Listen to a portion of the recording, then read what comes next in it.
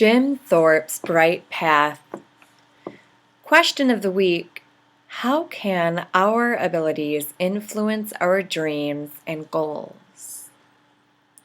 The genre of this story is a biography, and a biography is the story of a real person's life as told by someone else. As you read this biography, think about why the author chose to write about this athlete.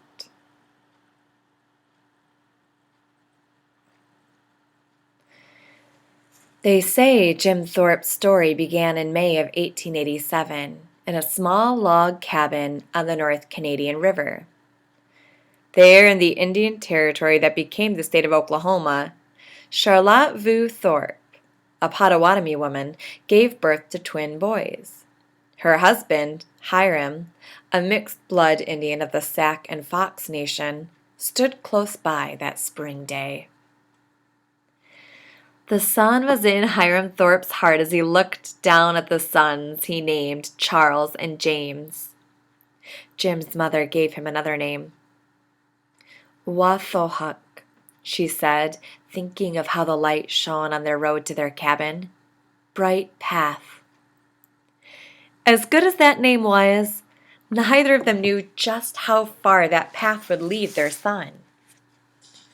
Like most twins, Jim and Charlie were close, even though they were not exactly the same.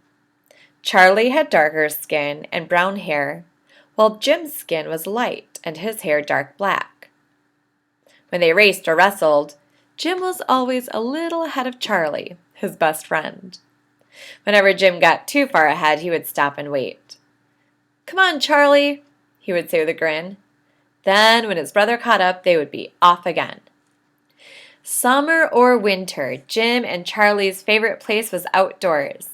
They roamed the prairies, swam, and played together. By the time they were 3, Pa Thorpe had taught his boys to ride a horse.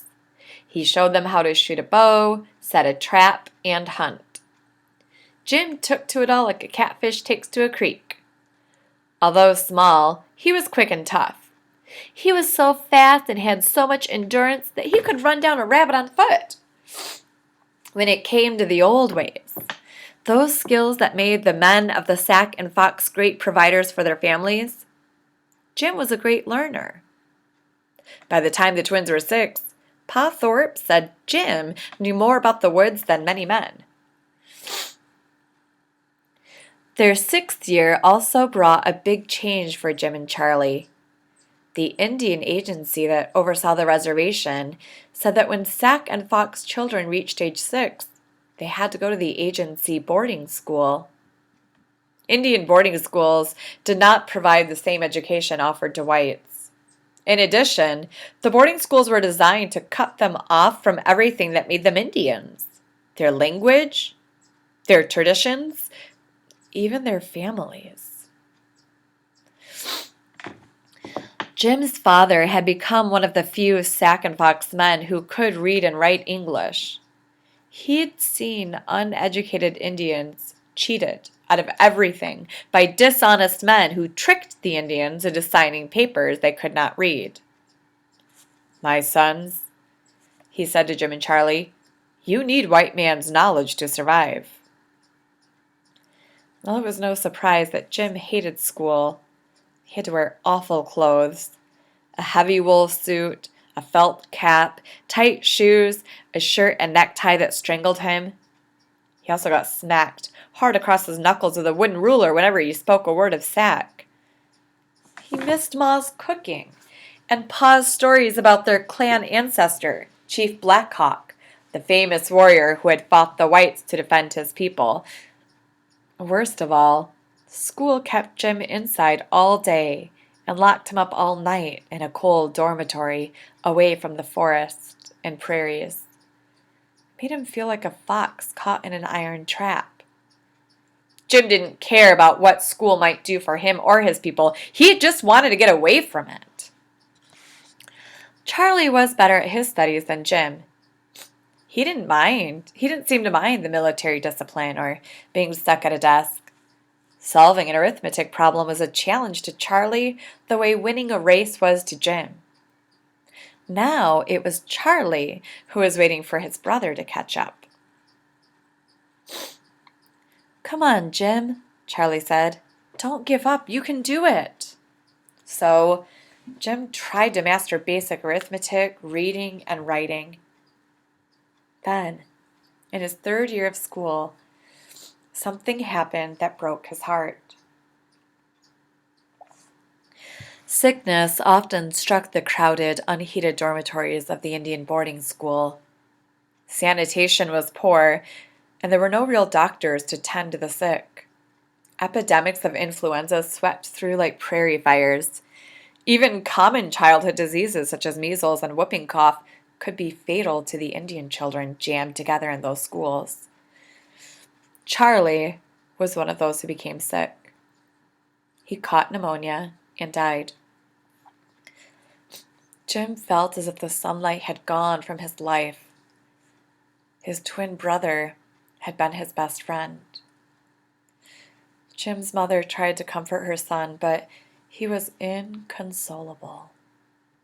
He would never hear Charlie's encouraging voice again. The thought of going back to school without his brother tore at Jim's heart. "Let me work around the farm, Pa," Jim begged. His father, though, was sure he knew what was best. "Son," he said, "you have to get an education.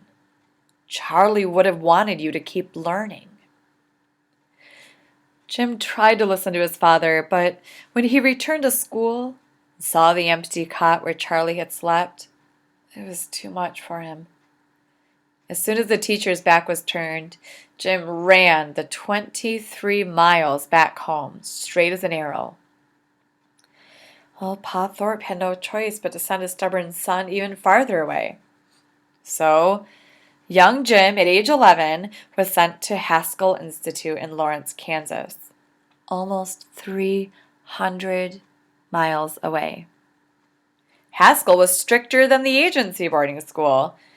There, children from more than 80 tribes were dressed in military uniforms and were awakened before dawn with a bugle call. Manual training was mixed with classroom studies to teach them trades useful to white society. Hard work was the rule, and the students of Haskell did it all: growing corn, making bread, building wagons, and sewing their own uniforms. Jim did better at Haskell. He worked in the engineering shop. Learning how things were made was more interesting than being cooped up in a classroom. Plus, Haskell had something the agency boarding school didn't have: football. For the first time in his life, Jim saw a football game. The cheers of the crowd and the athleticism of the players wakened something deep inside Jim. The same emotions that had been stirred by Pa's stories of Black Hawk and the other warriors who had fought for their people. Jim knew right away that football was something he wanted to play. But Jim was too small for the sport. He was less than 5 feet tall and weighed just over 100 pounds. He joined the track team instead and became one of the fastest runners. Meanwhile, he watched every football game he could.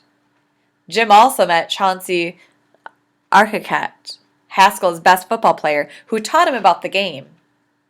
Chauncey even helped Jim make a little football out of scrap leather stuffed with rags. With that football, Jim organized games with other boys, too small for the school team.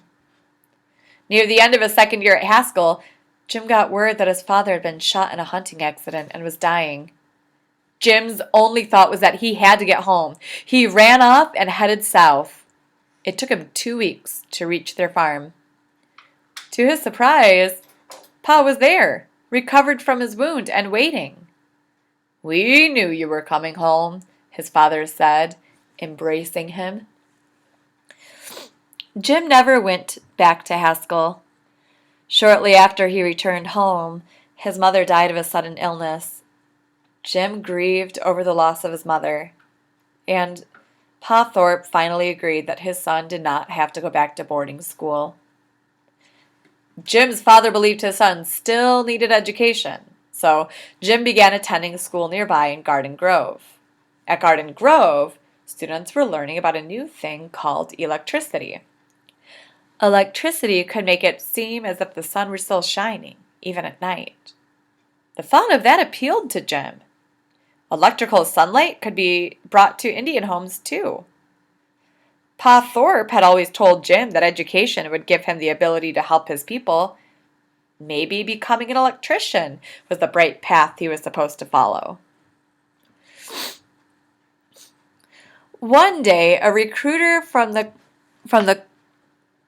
Carlisle Indian School in Pennsylvania came to Garden Grove. Carlisle was always looking for Indian students who were good athletes, and the recruiter had heard of Jim's success as a runner at Haskell. "Would you like to be a Carlisle man?" the recruiter asked. Can I study electricity there?" Jim said. "Of course," the recruiter replied, even though Carlisle offered no such course. Something else also attracted Jim to Carlisle: sports. Carlisle was one of the most well-known of the Indian boarding schools.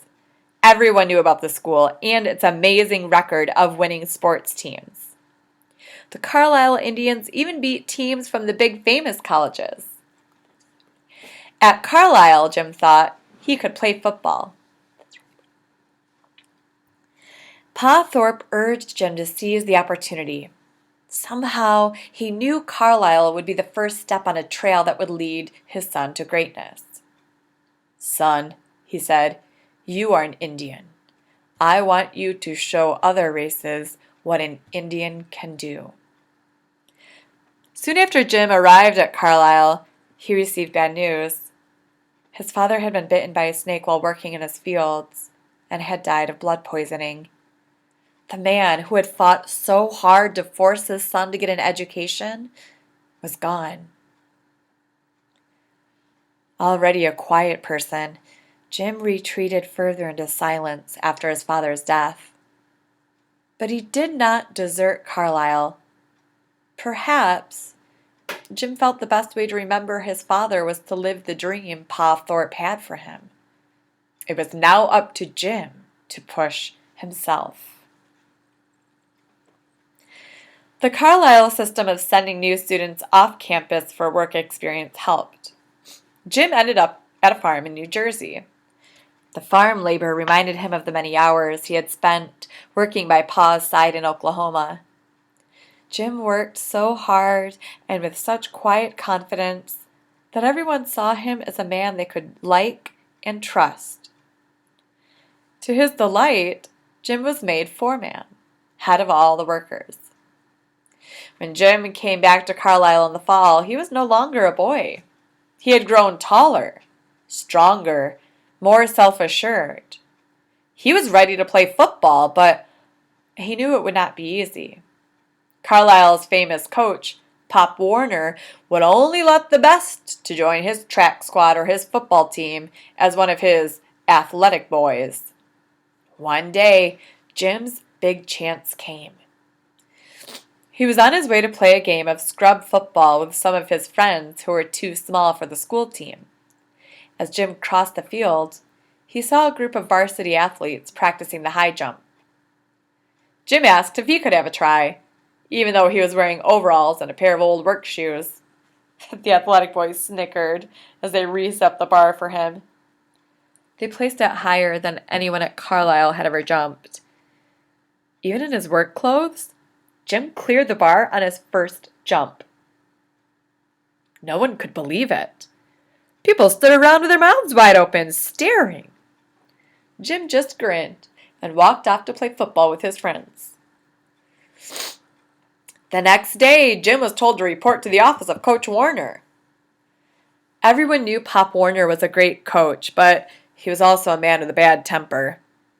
Jim wondered if Pop was going to yell at him for interrupting track practice. "Do you know what you've done?" Pop Warner growled. "Nothing bad, I hope," Jim said.